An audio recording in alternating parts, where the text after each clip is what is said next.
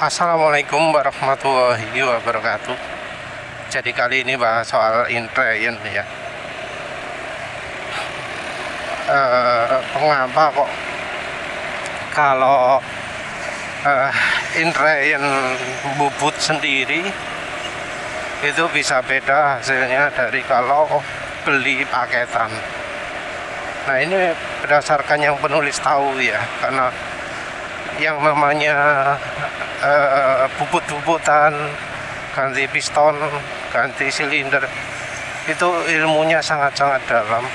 Jadi penulis ini termasuk awam lah ya. Penulis nggak ngerti apa makna menggunakan piston, ruang piston dome yang flat, yang cekung. Mungkin ada pemanfaatan terhadap suhu panasnya, ada pemanfaatan suhu dinginnya, ada juga yang pengaruh RPM rendah, RPM tinggi.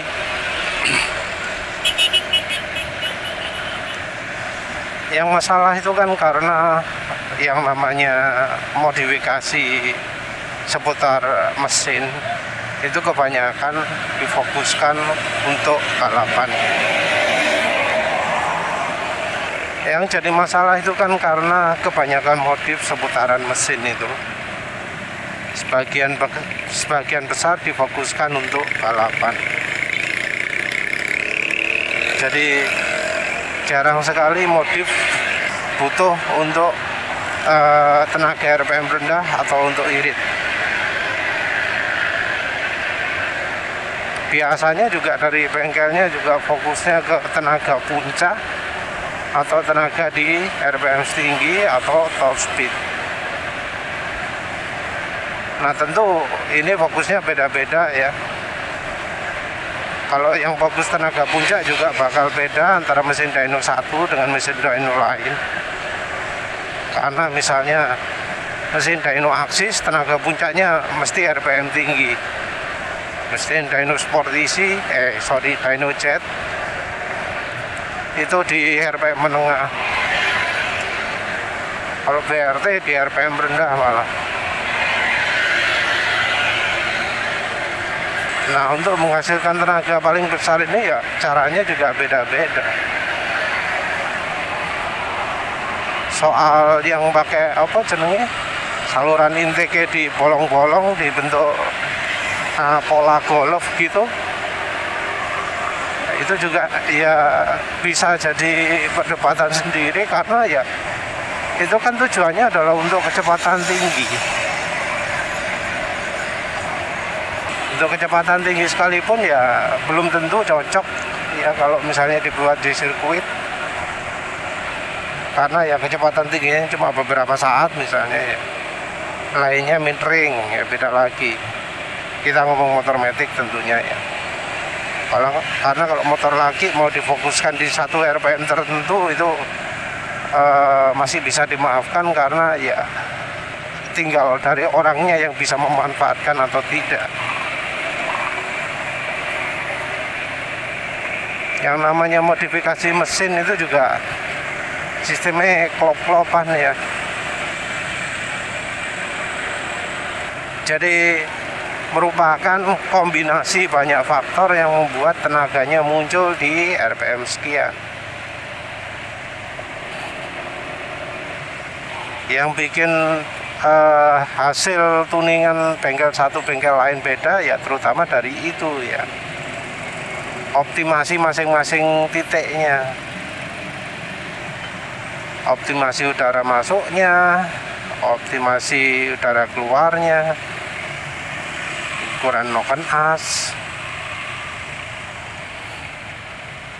Jadi yang biasanya paling rahasia itu ya dari saluran masuk, saluran keluar, dan noken as.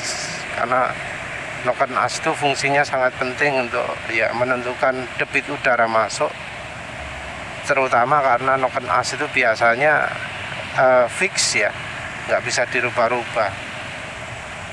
Jadi ya trade off utama harusnya dari noken as. Jadi biasanya saluran udara masuk keluarnya berubah, noken as yang dibutuhkan bisa berubah juga. Lalu ada juga yang sebaliknya, saluran udara masuk dan keluar menyesuaikan noken asnya. Yang penulis tahu juga kalau orang order noken as dibutuhkan informasi kecepatan udara masuk atau keluar. Jadi ya entah panjangnya, entah diameternya untuk masuk dan keluar. Kok jadi ngelantur. Untuk modifikasi silinder sendiri, untuk keperluan ganti piston atau apa, itu biasanya ya ada dua kan ya, yang langsung beli jadi atau yang dibubut. Dibubut juga ada yang pakai ditanam juga. Kalau misalnya aluminium, jadi habis aluminiumnya dibubut, ditanami liner besi. Kalau yang liner besi bisa langsung misalnya. Finishing juga bisa macam-macam. Kalau untuk piston, penulis nggak pernah dengar yang dirubah-rubah kecuali dari untuk ya dome-nya, untuk tempat valve-nya. Jadi dari sisi diameter atau apa rasanya nggak ada yang ubah-ubah ya.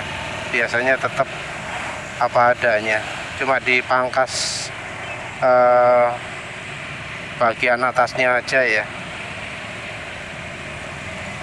Mungkin juga dirapikan. Ada juga yang mengandalkan dipanasi dulu, dibakar pakai oli gitu, biarkan lama ya, katanya cek awet untuk treatment. Kalau kita lihat ekstrim-ekstrimnya, di sisi ekstrim yang ori-orian ya, dari diameter pistonnya, diameter silindernya itu ngikutin ori sini loh, ngeplek sama persis. Lain-lainnya sampai sama persis. Lalu ada juga yang kalau pakai radiator, lubang radiatornya entah lebih kecil entah lebih besar. Kalau yang orinya aluminium, ada yang kasih liner besi juga. Kalau pakai liner besi biasanya ya bagian untuk lubang radiatornya lebih kecil setahu penulis ya, karena kalau tetap kayaknya gak cukup.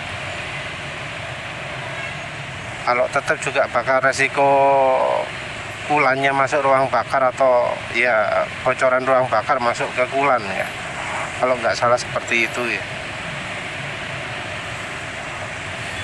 Jadi di satu sisi yang ori full, yang sisi lain misalnya oversize gitu ya, dindingnya dibubut tanpa ditanami ya. Nah, mengapa sih sampai ada metode inrayen ya, sampai ada kebutuhan inrayen? Kita ngomong full totalnya ya, setelah mesin dirakit, kebutuhan inrayen. Itu karena ya saat bubut ini, yang namanya bubut itu kerjaannya nggak bisa kayak mesin. Jadi selalu ada aja yang penggang, bengkok, melenceng. Jadi ya bisa cekung tengah atau cembung tengah gitu ya, atau miring, nggak senter.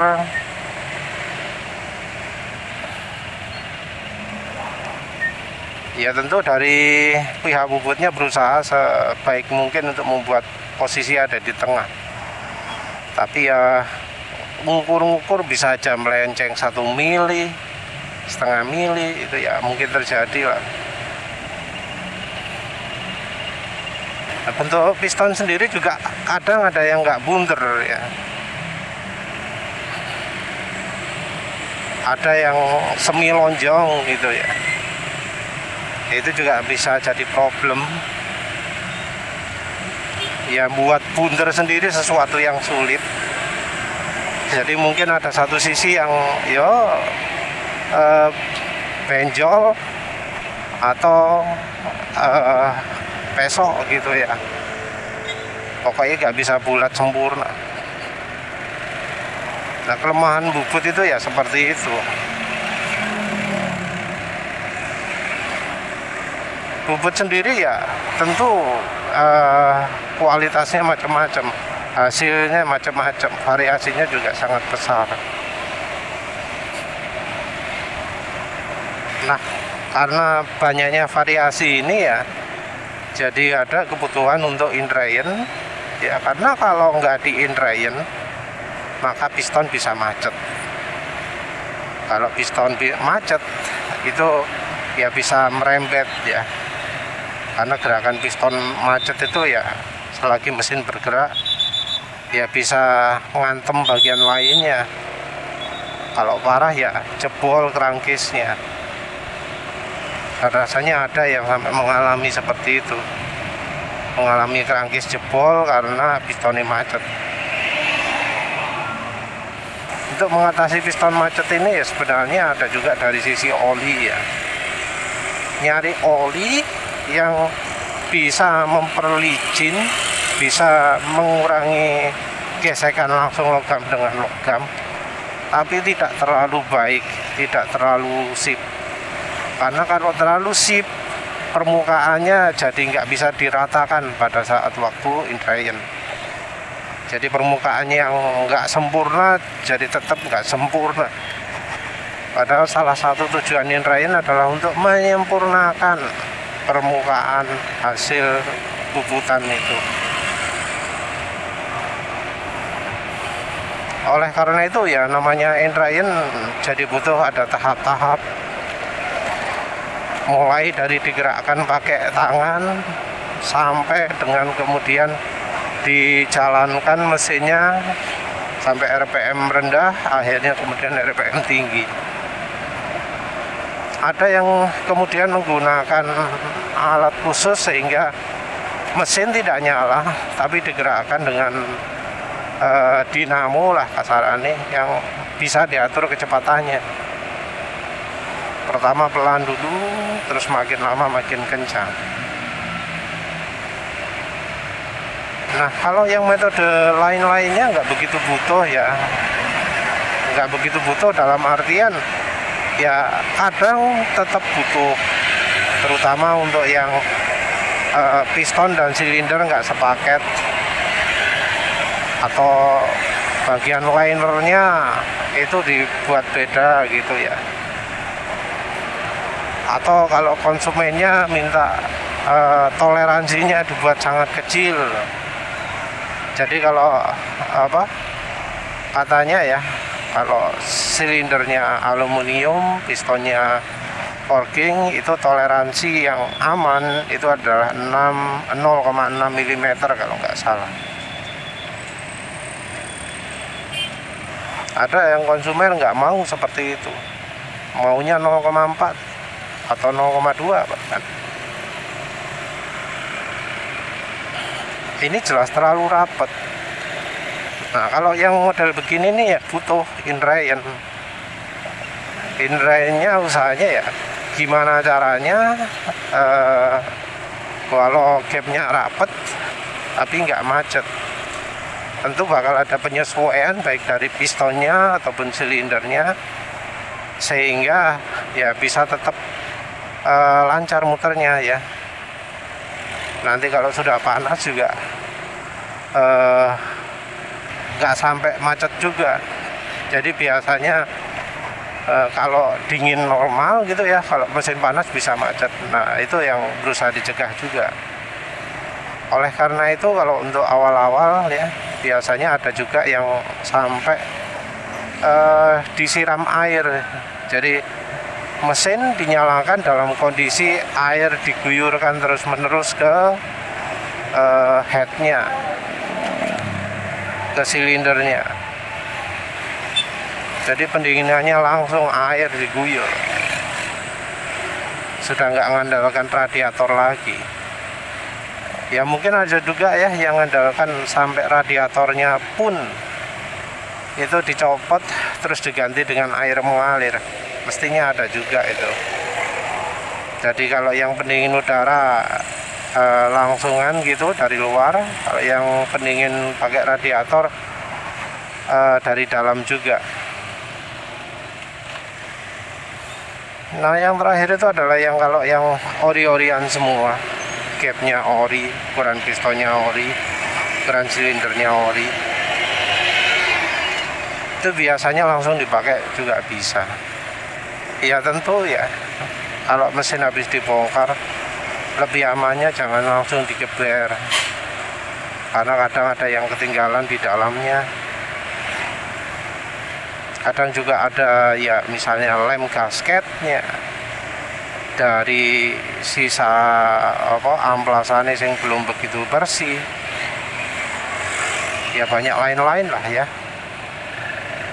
Oleh karena itu ya biasanya dianjurkan untuk kalau habis turun mesin ganti oli pertama dipakai cepat. Ada yang ngomong 200, ada yang ngomong 500. Kalau menurut penulis tergantung pemakaian. Kalau pakai kencang, kalau misalnya pakai cukup kencang ya 200. Kalau pakai super kalem-kalem ya 500. Yang paling penting sih olinya ya, karena ya sekarang ini banyak sekali oli nggak layak untuk indrayan juga. Jadi oli-oli tersebut aditifnya terlalu sedikit. Untuk tahu apakah suatu oli itu aditif anti ausnya itu sedikit, ya tinggal dari suara mesin. Kalau memang aditifnya itu cukup banyak, maka baik stasioner ataupun dipakai kencang, suara mesin tetap halus. Terutama halusnya itu adalah dari sisi asak-asak ya. Karena kadang kalau mesin indrayan ada yang klepnya dikendorin jadi bunyi kelidikan atau trik-trik gitu ya. Nah yang kita perhatikan adalah dari asak-asak ya.